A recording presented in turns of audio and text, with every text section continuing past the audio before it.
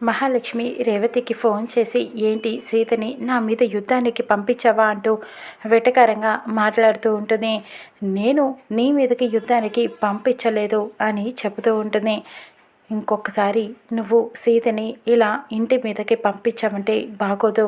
అసలు సీతని నీ ఇంటి నుండి పంపించేయి అని చెప్తూ ఉంటుంది. అంత తేలిక సీత వెళ్తుందని అనుకోకు మహాలక్ష్మి వదిన. ఎలాగైనా సరే దోషి ఎవరో నిర్దోషి ఎవరో సీత తొందరలోనే చెప్పనుంది. సీత అంత తేలిక వదిలేదు. మాలాగా కూడా ఖచ్చితంగా రామ్ సీతలు ఎప్పటికీ కలిసే ఉంటారు. తొందరలోనే మళ్ళీ ఆ ఇంట్లోకి అడుగు పెడుతుంది సీత. అంతవరకు ఇది జరిగే విషయమే, చూస్తూ ఉండండి అని చెబుతూ ఉంటుంది. వార్నింగ్ ఇస్తుంది. ఇక మహాలక్ష్మి ఏం చేయాలని ఆలోచిస్తూ ఉంటుంది. అక్కడ మిథునని ఎలా దగ్గర చేసుకోవాలా అని చూస్తూ ఉంటుంది. ఇక్కడ సీత బాధపడుతూ ఉంటుంది. ఎలాగైనా నా మామ దగ్గరికి నేను తొందరగా వెళ్ళిపోవాలి. నేను నా మామని విడిచిపెట్టి ఉండలేకపోతున్నాను స్వామి. ఎలాగైనా మా ఇద్దరిని మళ్ళీ ఒకటి చెయ్యి అని చెప్పి కన్నీరు పెట్టుకుని రామ్ని తలుచుకుంటూ బాధపడుతూ ఉంటుంది. జరిగిందంతా కూడా రేవతితో చెప్పి కిరణ్లతో చెప్పి చాలా బాధపడుతూ ఉంటుంది. బాధపడుకు సీత, తొందరలోనే నువ్వు రామ్ ఇద్దరు ఒక్కటైపోతారని నచ్చ చెబుతూ ఉంటుంది. రేవతి ఇది ఇలా ఉండగా రామ్ ఆఫీస్కి వెళ్ళి తిరిగి ఇంటికి వస్తాడు. ఇక అక్కడ ఇంతలో గౌతమ్ ఎదురవుతాడు. గౌతమ్ లోపలికి వెళ్తున్నప్పుడు అక్కడ సుమతి ఫోటో కనిపిస్తుంది. ఆ ఫోటో ఇంకా ఇక్కడ ఎందుకు? ఈ సుమతి ఎప్పుడో చచ్చింది కదా, ఇంకా దీని ఫోటో ఈ ఇంట్లో ఎందుకు అని చెప్పి ఒక్కసారిగా సుమతి ఫోటోని అలా బయటికి విసిరేస్తాడు. అది రామ్ కాళ్ళ దగ్గరికి వెళ్ళి పడుతుంది. లోపలికి అడుగు పెడుతూ ఉండగా ఆ ఫోటోని చూసి ఒక్కసారిగా రామ్ ఆశ్చర్యపోతాడు. ఫోటోని తీసి బాధపడుతూ ఉంటాడు సుమతి ఫోటోని చూసి. ఇక లోపలికి వచ్చి గౌతమ్ పైన కోపంగా చూస్తూ ఉంటాడు. గౌతమ్ అంటూ గట్టిగా పిలుస్తూ ఉంటాడు. నువ్వు మా అమ్మ ఫోటోని బయటికి విసిరేస్తావా అని చెప్పి అడుగుతూ ఉంటాడు. అవును, ఇంకా ఆ చచ్చిన శవం ఫోటో ఈ ఇంట్లో ఇంకా ఎందుకు అని చెప్పి గౌతమ్ అడుగుతూ ఉంటాడు. ఇకప్పుడు ఆ మాటకి రామ్ చాలా బాధపడుతూ ఒక్కసారిగా గౌతమ్ పైన విరుచుకుపడుతూ ఉంటాడు. ఏంటి, మా అమ్మ నీకు చచ్చిన శవమా అని చెప్పి అడుగుతూ ఉంటాడు.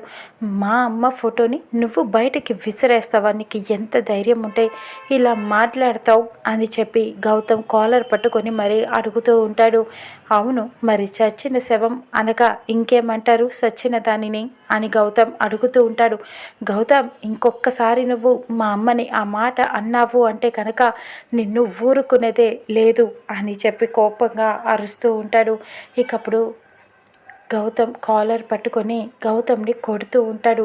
ఇంకొకసారి నువ్వు ఇలాంటి పని చేస్తావా? మా అమ్మ ఫోటోని ముట్టుకుంటావా? అర్హత కూడా నీకు లేనే లేదు. ఇంకొకసారి మా అమ్మ గురించి తప్పుగా మాట్లాడవు అంటే అస్సలు బాగోదు అని చెప్పి కోపంగా అరుస్తూ ఉంటాడు.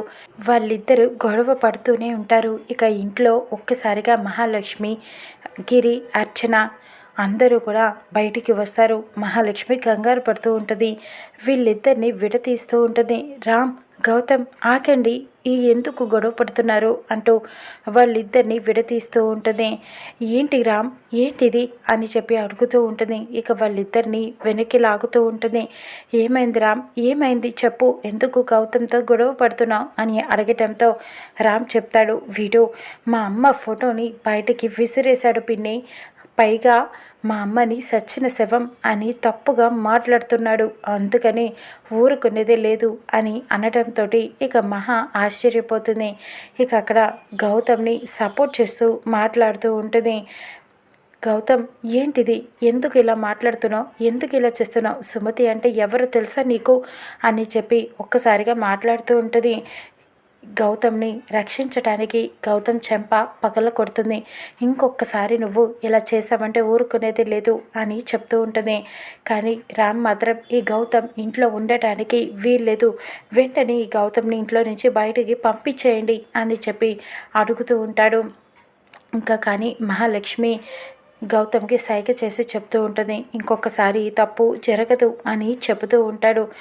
రామ్ ఇంకొకసారి గొడవ జరగదంటున్నాడు కదా, సుమతి అంటే వాడికి తెలియదు కదా, అందుకనే అలా బిహేవ్ చేశాడు. ఈ ఒక్కసారికి వాడిని క్షమించు రామ్, వదిలేసేయి, ఈ తప్పు జరగకుండా నేను చూసుకుంటాను అని మాట ఇస్తూ ఉంటుంది.